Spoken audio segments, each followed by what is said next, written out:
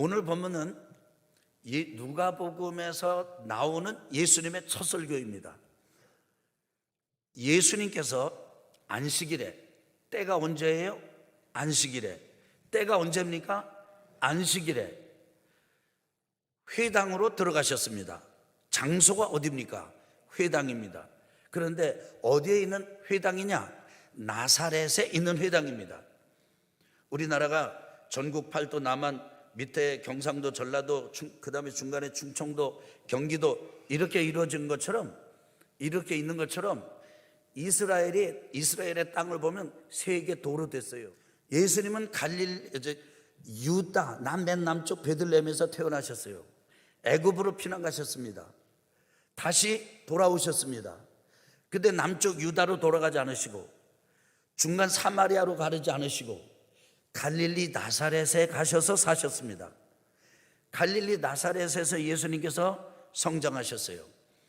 그래서 예수님을 나사렛 사람이라고 그럽니다. 나사렛에서 자라나신 예수님, 때가 되면 요단강에서 세례받으셨습니다. 그리고 그 나사렛에 가셨을 때, 안식일이 되었을 때 회당에 들어가신 겁니다. 근데 예수님께서 회당에 들어가셨을 때 사람들이 예수님에 대해서 거부하지 않았어요. 쫓아내지 않았어요. 미워하지 않았습니다. 매우 호의적이었습니다. 그것을 어떻게 알 수가 있느냐면은 예수님께서 그 회당에서 예배를 드리는데 순서를 맞도록 해주셨습니다. 어떤 순서냐면 성경 봉독하는 순서입니다. 여러분 16절 보세요. 예수께서 그 자라나신 곳 나사렛에 이르사 안식일에 늘 하시던 대로 회당에 들어가서 성경을 읽으려고 서심해. 예수님께서 성경을 봉독하려고 일어서셨습니다. 17절 선지자 이사야의 글을 드리거늘. 여러분 지금 우리는 성경이 66권이 전부 이렇게 한 권으로 되어 있습니다. 근데 이때는 성경이 이렇게 되어 있지 않았어요. 두루마리로 되어 있었습니다. 그래서 그 순서를 맡긴 사람이 회당에서 예수님에게 성경을 읽으라고 선지자 이사야의 글을 드리거늘 책을 펴서 이렇게 기록된 데를 찾으시니, 여기 책 두루마리입니다. 그 회당을 예배를 주관하는 사람이 예수님에게 두루마리, 이사야 선지자가 쓴 이사야서를 두루마리로 갖다 주신 거예요. 어디 읽으라고 지정해서 주신 게 아니에요. 준 게 아니에요. 그냥 두루마리를 갖다 준 겁니다. 그러니까 예수님께서 그 두루마리를 받아가지고 두루마리를 펴시는데 책을 펴서 이렇게 기록된 데를 찾으시니, 예수님께서 한쪽으로는 펴고 한쪽으로는 감으시면서 의도적으로, 아주 매우 의도적으로 뜻을 가지시고 이렇게 기록된 데를 찾으신 겁니다. 읽으시면서 찾으신 거예요. 그렇게 찾으신 부분이 어느 부분이냐? 18절입니다. 곧 18절 제가 읽으면 그 다음 여러분이 따라하세요. 주의 성령이 내게 임하셨으니. 자, 지금 이 성경을 봉독하고 예수님께서 이 말씀으로 설명까지 했어요. 설교까지 하도록 맡겨주신 거예요. 그러니까 예수님에 대해서 사람들은 오픈되어 있었다니까요. 개방적이었다고요. 그리고 아주 호의적이었다는 것을 우리가 알 수가 있습니다. 주의 성령이 내게 임하셨으니 회개 얘기가 아니고요, 성령 얘기예요. 주의 성령이 내게 임하셨으니 이는 가난한 자에게 복음을 전하게 하시려고 내게 기름을 부으시고, 성령이 오시고 성령을 받은 것만이 아니라 성령이 기름을 부어주셨어요. 하나님께서 기름을 부어주셨어요. 자, 봅시다. 예수님께서 하나님의 아들로 이 땅에 오셨습니다. 이것이 예수님께서 하나님과 가졌던 첫 번째 관계입니다. 물론 성경 전체는 예수님이 하나님의 아들로 이 땅에 오시기 전에도 하나님과 함께 계셨다, 안 계셨다? 함께 계셨다. 근데 하나님과 동등 되신 분이었다. 영원부터 영원까지 함께 계셨다. 창세전에 함께 계셨다. 이렇게 말씀하세요. 이 예수님께서 하나님의 아들의 관계로, 하나님 아버지와 아들의 관계로 이 땅에 오신 것은 매우 의도적인 거예요. 그래서 아들로 이 땅에 오시고, 그 다음에 요단강에서 세례 받으시고, 그 다음에 세례 받고 난 다음에 뭐 받았다고 그랬어요? 성령을 받으시고. 근데 오늘 여기 말씀해 보니까 성령을 받았다고만, 받은 단계만 있는 게 아니라 성령을 받고 그 다음에 따라합시다. 기름을 부어주셨다. 그런데 여러분 우리 세례 받았습니까? 안 받았습니까? 안 받으신 분들도 계시겠지만 세례 받았지요. 물 세례를 받았지요. 자, 주님이 하나님의 아들로 태어나셨어요. 그리고 요단에서 세례를 받으셨어요. 우리도 세례 받았어요. 예수 믿고 하나님의 자녀가 되고 아들이 되고 딸이 되고, 그 다음에 이 교회 예법과 법도에 따라서 세례를 누구를 따라서 받은 거예요? 우리가 만들어서 받은 거예요? 아니요, 주님께서 받으셨으니까 받은 거예요. 우리 아멘 합시다. 그런데 예수님께서 세례 받으시고 그 다음 받은 게 뭐예요? 성령을 받았어요. 여러분 성령 받으셨습니까? 뭐까지 갔어요? 따라합시다. 하나님의 아들, 따라합시다. 세례, 성령, 요까지 갔지요. 그런데 오늘 말씀해 보니까 예수님은 이렇게 아들로 오시고 세례 받으시고 성령 받으시고 난 다음에 기름 부음까지 받았다 이거예요. 이제 여러분과 제가 해야 될 거는 기름 부음까지 나가는 거예요. 근데 그럼 기름 부음은 누가 받았냐? 구약에 보면은 세 가지 신분을 가진 사람들이 기름 부음을 받았어요. 첫째는 누가 받았는가? 왕이 받았어요. 예수님 왕 아닙니다. 아니, 우리는 만왕의 왕 주님이시라고 고백하지만 이 회당에 있는 이 사람들한테는 예수님 왕이 아니잖아요. 그리고 거기서 지금 예수님께서 뭐 헤롯 대왕, 야 비켜라 내가 왕이다 이렇게 안 하셨잖아요.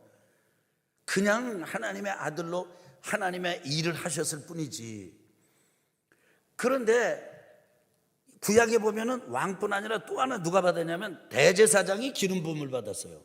선지자가 기름 부음을 받았어요. 예수님은 이 세 가지 타이틀 아무것도 없었어요. 아니, 왕도 아닌데 대제사장도 아닌데 선지자도 아닌데 하나님께서 성령의 기름을 예수님에게 왜 부으셨느냐? 예수님 말씀이, 아니 여러분 알다시피 회당에 있는 사람들한테 말하는 거예요. 하나님이 나에게 성령을 부으시고 기름을 부어주셨다. 근데 이렇게 기름을 부어주신 이유는 네 가지 일을 하라고 하신 것이다. 몇 가지 일이요? 네 가지 일을 하라고 하는 것. 첫째는 뭐냐면 따라합시다. 가난한 자에게 복음을 전하게 하시려고. 누구한테? 뭐를 전하게 하시려고? 복음의 문자적인 그 의미는 뭐냐면 기쁜 소식입니다. 가난한 자에게 기쁜 소식을 전하게 하시려고. 그러면 자, 저를 보세요. 가난한 자에게 기쁜 소식은 무엇이에요? 아니 뭐 수준 높게 영적으로 뭐 이렇게, 여러분 그렇게 하지 마시고, 가난한 자에게, 가난한 자가 어떤 자입니까? 물질이 없는 자예요. 재정이 없는 자예요. 여기 영적인 가난, 여러분 그렇게 얘기하지 마세요. 그 얘기는 그 다음에도 나오는 거니까. 왜냐면요, 그 회당에서 지금 예배를 드리고 있고 그러지만 이 사람들이 뭐를 잃어버렸어요? 따라 잃어버렸어. 회당에 있는 유대인들이 지금 로마의 지배를 받아가지고 다 왕 없습니다. 헤롯 왕 가짜예요. 땅이 이스라엘 땅이 아니야. 로마 땅이에요. 통치자가 빌라도 같은 총독이에요. 어용 헤롯 왕 가문을 써서 조종할 뿐이에요. 완전히 망한 백성들이에요. 그래서 여기 가난하다 그러는 것은, 여기 진짜 가난한 거예요. 없는 거예요. 땅도 아무것도 없는 거예요. 가난하게 되면 외로워져요. 주변에 사람이 끊어집니다. 그런데 그런 사람의 기쁜 소식이 뭐냐 이거예요. 당신의 그 문제가 해결이 된다. 지금 너희 나라가 회복이 된다. 이것이 가장 큰 소식이에요. 기쁜 소식이에요. 그래서 저는 여러분을 축복합니다. 여러분이 재정적으로도 일어나게 되기를, 기쁜 소식을 듣게 되기를 예수님의 이름으로 축원합니다. 운명을 바꿔라, 숙명을 바꿔라, 인생을 바꿔라. 근데 하나님이 바꿔주신다.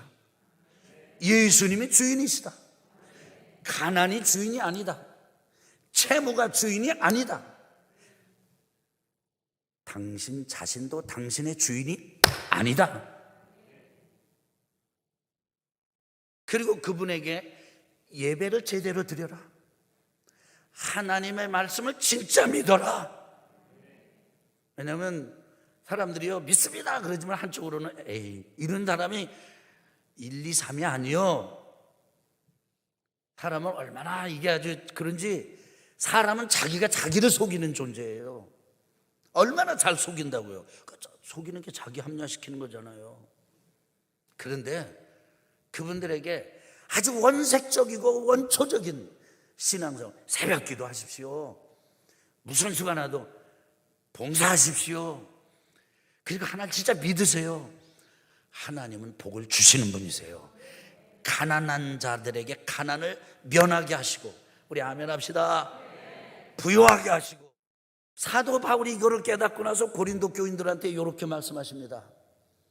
우리 주님께서 부유하신 자신데, 우리 주 예수님께서 어떤 자신데? 부유하신데. 왜 부유해요? 하나님의 만물의 주인이셔. 천지 만물을 만드셔서 창조하신 분이에요. 그럼 그 아들, 외아들, 독생자 예수님이 당연히 하나님 거 다 자기가 상속으로 받으셨죠. 그래서 우리 주님처럼 부자가 없어요. 그런데 그 부유하신 주님께서 가난한 자가 되신 것은 너희로 부욕해 하려 함이라. 아멘 합시다. 고린도 교인들 보고 너희들 가난하게 막 이렇게 채무에 휘말리고 막 뛰어내릴까 말까, 목을 맬까 말까 뭐 이렇게 하는 게, 왜냐하면 만나보면요, 되게 재정적인 어려움을 겪는 분들은 다 죽고 싶다는 거예요. 다 죽고 싶다 이거예요. 근데 죽지도 못하겠다고. 그런 분들이에요. 근데 바울이 고린도 교인들한테 그러는 거예요.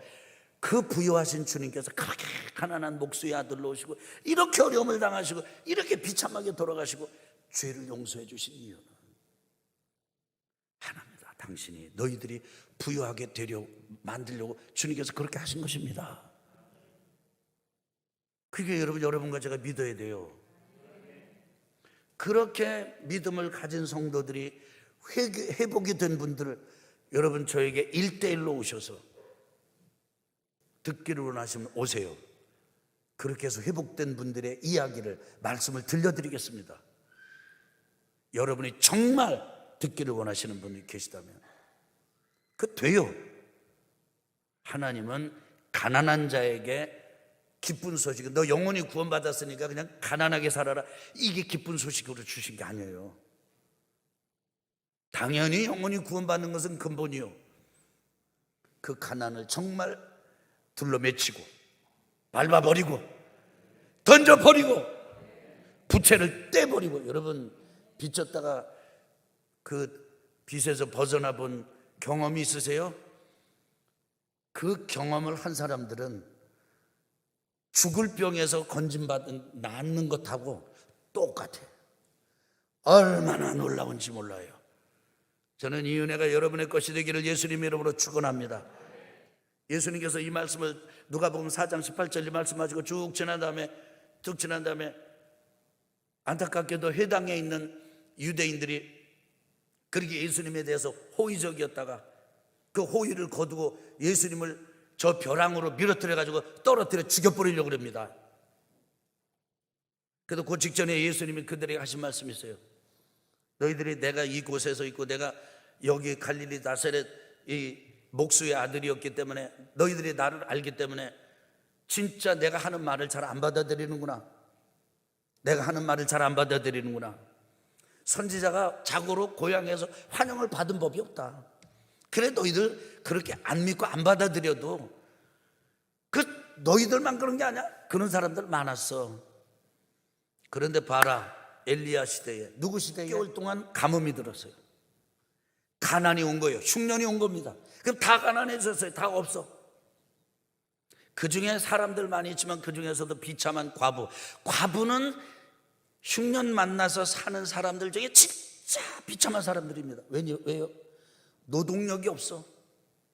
지금 오늘날 시대는요, 뭐 혼자도 잘 먹고 잘 살잖아요. 근데 그때는 아니야. 아무런 삶에 대책이 없는 과부들이 많이 있었지만은 엘리야가 가져오려는 대로 가져오고 엘리야가 하라는 대로 하고 엘리야가 전해준 하나님의 말씀을 믿고 받아들인 사람은 사렙과 가부 하나였다.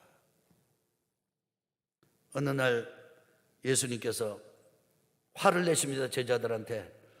어떤 사람이 아이를 데려와서 주님께 축복해 주시라고 이렇게 데려왔는데 제자들이 방해가 될 것 같으니까 쫓아버렸어요.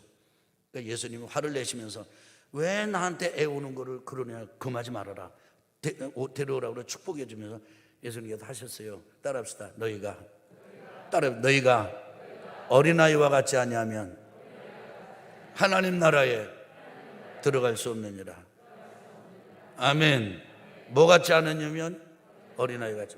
여러분과 제가 하나님 앞에 너무 머리를 굴려요. 너무 세상 지식이 차 있어요. 너무 세상 경험이 많이 들어있어요. 그러니까 웃을 줄도 몰라. 하나님 앞에 울 줄도 몰라. 기뻐할 줄도 몰라. 감사할 줄도 몰라. 하나님께 전폭적으로 신뢰할 줄도 몰라요. 근데 오늘 여러분 어린아이 같은 음성으로, 영성으로, 마음으로 들으십시오. 주의 영이 내게 임하셨으니 내게 기름을 부으시면서 첫째가 가난한 자들을 부유하게 하려 하십니다. 두 번째가 포로된 자를 자유케 하려 하십니다. 여러분 보세요. 여러분 두 발 한번 보세요. 누가 여러분 쇠사슬로 묶었습니까? 여러분 두 팔을 보세요. 누가 여러분을 오랏줄로 동아줄로 묶었습니까? 근데 여러분 우리는 마치 어떤 존재인지 아세요? 말뚝을 박아놓고 어릴 때 코끼리에게 말뚝에다가 끈매서 여기 고삐를 묶어놓습니다. 몇 번 밖으로 튀려고 하다가 이게 말뚝에 매여있고 끈에 묶여있는 자기 자신을 봅니다. 나중에는요, 끈을 끌어줘도 이 코끼리가 그 주변을 벗어나지 못합니다. 끈으로 묶어놨기 때문이 아니에요. 묶였다고 하는 생각이 그 코끼리에게 학습이 되었기 때문이에요. 누가 여러분과 저보고 기도하지 말라 이런 사람 없어요. 믿음을 갖지 말아라 이런 사람 없어요. 여러분도 성공하려고 사업했고 여러분도 믿으려고 예배당 온 거예요. 여기 지금 믿고자 왔잖아요. 믿어서 왔잖아요. 우리 아멘 합시다. 우리 진짜 믿으려고 왔잖아요. 그런데 우리의 이 심령이나 이 머리나 이런 게 이게 묶여가지고 포로가 되고 갇혀져가지고 이게 원치 않는 쪽으로 돌아가. 그래서 여러분 만나보세요. 못 믿겠다는, 왜 안 믿습니까? 그러니까 안 믿어진다는 거예요. 믿고 싶은데 안 믿어진다는 거예요. 뭐에 묶인 겁니까? 그런데 주님께서 그 묶임과 포로된 거 가지면 풀어주신다는 거예요. 할렐루야. 세 번째는 눈먼 자를 다시 보게 하신다는 거예요. 여러분, 눈먼 자를 다시 보게 한다는 건 육체적인 질병을 말합니다. 그래서 예수님 눈먼 자 고쳐주시잖아요. 병든 자 고쳐주시잖아요. 마지막 네 번째로는 눌린 자를 자유케 하신다고 그랬어요. 여러분, 포로된 자와 눌린 자의 차이는 무엇입니까? 포로된 자는 삶의 방식이라면 여기 눌린 자는요, 그 삶의 상태예요. 여러분, 눌린 자, 그냥 눌린 자, 기분 좋게 눌린 자, 그거 말고요, 정말 눌린 모습을 본 적이 있습니까? 눌린 곳을 가보십시오. 다 으깨져 있습니다. 여러분, 지금 이런 설명을 여러분에게 드리는데 제게 참상. 머리가 으깨진 사고 현장을 본 적이 있습니다. 눌린데 심하게 눌린 거예요. 여러분, 물건이 눌렸습니다. 근데 심하게 눌리면 깨집니다. 사람이 눌린 삶을 살면요, 마음이 깨져버려. 마음이 깨져, 으깨져. 그냥 제 기능을 못해. 예를 들면 이런 경우에요. 귀신에게 눌린 사람이 있어요. 그 사람은 멀쩡해, 이뻐, 잘생겼어. 그런데 얼굴에, 여러분, 이런 사람은 옛날 어른들이 그러더라고요. 뭐가 쪘다고. 이런 존재예요. 그 존재를 자유케 하세요. 보세요. 가난한 자를 부유하게 하시고, 포로된 자를 자유하게 하시고, 눈먼 자를 다시 보게 하고, 그리고 여기 지금 눌린 자, 으깨진 자, 마음이 상한 자를 자유케 하신다. 할렐루야. 이런 날이 있다면 이게 새 날이잖아요. 이런 날이 있다면 이게 새 달이잖아요. 이런 세월이 열린다면 이게 새 해잖아요. 그래서 주의 은혜의 해를 전파하게 함이라고 말씀하고 있습니다. 저는 형제자매들에게 할 때마다 사주팔자를 바꾸십시오, 운명을 바꾸십시오, 이렇게 요청하고 도전하고 강청할 때가 많습니다. 근데 정말 놀랍게도 아주 어린아이처럼 제가 그러거든요. 이걸 한번 해보십시오, 아주 구체적으로. 근데 막 어린아이처럼 하셔요. 여러분이 빚을 갚기 위해서 한겨울에 냉장고 코드를 뽑아보신 적이 있습니까? 장판에 코드를 뽑아보신 적이 있습니까? 방에 불 넣는 것을 끊어보신 적이 있습니까? 그런 분이 있어요. 여러분, 인생은 바꾸는 거예요. 주님이 바꿔주십니다. 그 주님의 말씀 앞에 여러분과 제가 아멘하고, 하나님, 제 인생에도 새해를 주시고 새날을 주시고 새달을 주옵소서. 엘리야 시대를 얘기하신 예수님께서 사람들에게 이렇게 말해요. 엘리사 시대 얘기 좀 내가 해주겠다. 그때도 아픈 사람이 부지기였는데 나은 사람 딱 하나였다. 나아만이었다. 나아만이 장군이었습니다. 첫 번째 기분 나빠가지고 엘리사 선지자가 시키는 대로 하기 싫었어요. 그런데 여종이 붙들고 들어집니다. 아우, 장군님, 그렇게 하지 마시고 어려운 것도 아닌데 하라는 대로 해보시죠. 그랬더니 가서 장그라는 대로 잡을 문둥병, 이 피부가 어린아이처럼 회복이 됐어요. 우리가 병원에서 진단을 받으면 이렇습니다. 의사 선생님들이 이야기를 하십니다. 그럼 의사 선생님은 그 의사 선생님의 사명인 거예요. 근데 그 사명이 곧 우리가 이렇게 해석하면 안 돼. 안 낫는다, 못 낫는다, 하나님도 못 고친다, 이렇게 해석하면 그게 불신인 거예요. 오늘 말씀하세요. 야, 엘리사 시대에 병든 자가 많았는데 문둥병자, 그 장군으로서 문둥병자를 숨기면서 근무를 해야 했으니, 여러분, 그 문둥병을 드러낸 것만 해도 이건 보통 일이 아닙니다. 그런데 고침받았다 이거예요. 저는 이런 기적이 여러분과 저에게 일어나기를 예수님의 이름으로 축원합니다. 축원합니다. 살면서 보니까 문제 없는 집이 없고 아픔 없는 집이 없더라고요. 돈이 있으면 있는 대로, 많이 배웠으면 많이 배운 대로 다 문제가 있더라고요. 오늘 이 말씀이 정말 필요해요. 그래서 따라합시다. 주님과 함께, 성령님과 함께. 아멘. 저는 그동안 여러분에게 외쳤습니다. 주님과 함께, 말씀과 함께. 이제부터 외칠 것입니다. 주님과 함께, 성령님과 함께. 여러분이 10월 한 달 동안 여러분 은혜 받는 때가 있어요. 은혜의 때가 있는 거예요. 하루도 아침, 점심, 저녁이 있고, 한 달도 여기 지금 초순, 중순 뭐 이런 거 있는 것처럼 1년도 봄, 여름, 가을, 겨울 있는 거 때가 있어요. 은혜 받을 때가 있어요. 여러분 10월 한 달 동안 예배 빠지지 마십시오. 그리고 여러분 수요 저녁 예배 사모함으로 참여하십시오. 여러분이 새벽에 내가 깨어서 하나님 앞에 기도하십시오. 그냥 예배 드린다 말고, 나 가서 드리고 왔다 이거 말고, 그 예배 시간에 여러분이 여러분의 영혼을 다해서 하나님, 내 인생에도 새날을 주옵소서, 새해를 주옵소서. 제가 정말 필요합니다. 이 은혜가 필요합니다. 여러분, 도전하는 한 달 되시기를 예수님의 이름으로 축원합니다. 축원합니다. 오늘 말씀을 생각하면서 우리 같이 응답 찬송하십시다. 이 찬송을 응답 찬송으로 고른 이유가 있어요. 누가복음 4장 한번 마지막 절을 보세요. 기가 막힌 장면이 나오는데 누가복음 4장 30절입니다. 오늘 요 해당에서 일어난 일로부터 시작해서 한 장면이 이렇게 딱 마무리되는 마지막 부분이에요. 30절. 자, 시작. 예수께서 그들 가운데로 지나서 가시니라. 그런데 예수께서 그들 가운데로 지나가십니다. 예수님이 그곳에 계신 거예요. 그런데 그 사람들은 회당에 있어 이 말씀을 듣던 사람들입니다. 저 목수의 아들 아냐? 이렇게 거부하던 사람들입니다. 낭떠러지에게 밀어가지고 떨어져 예수님을 죽이려고 했던 사람들입니다. 그 사이에도 주님은 계셨습니다. 그런데 지나가는 그 주님을 주목하고 붙든 사람은 없었습니다. 그런데 지금 시간이 없어서 그 장면을 찾지 않겠습니다. 예수님이 지나갔습니다. 누구 하나 주목하지 않았습니다. 12회를 혈루증으로 앓던 여인이 있었습니다.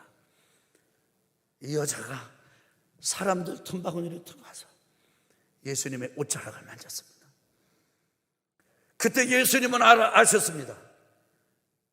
능력이 흘러나갔다는 것을, 누군가 고침받았다는 것을 아셨어요. 누구냐? 여기 사람이 한둘입니까? 아니다. 12회를 혈루증으로 앓던 여인이 예수님의 옷자락을 붙들고 고침을 받습니다. 아니, 주님께서 그들 틈으로 지나가시는 것이 그 여인 앞에 옆에 함께만 아니거늘 왜 여기는 아무런 역사가 없지요? 여기 지금 이 사람들 말입니다. 누가복음 4장 30절. 그런데 혈루증으로 앓던 여인은 고침을 받습니다. 지금 어떤 것을 경험했다 할지라도, 지금까지 여러분과 제가 어떻게 살았다 할지라도 이렇게 말하지 마십시오. 목사님, 제가 작정 기도를 한두 번 한 줄 아십니까? 내가 고쳐달라고 기도를 한두 번 하신 줄 아십니까? 나도 해볼 만큼 해봤습니다. 나도 은혜를 내려달라고 구할 만큼 구해봤습니다. 근데 안 됩니다. 이번에도 안 될 겁니다. 안 될 걸 나는 그렇게 생각하고 있어요. 이런 마음들이 여러분에게 생겨난다면 그 마음을 여러분이 믿음으로 접으십시오. 그리고 여러분의 영혼을 다시 일으키십시오. 그리고 이 한 달을 새롭게 도전하십시오.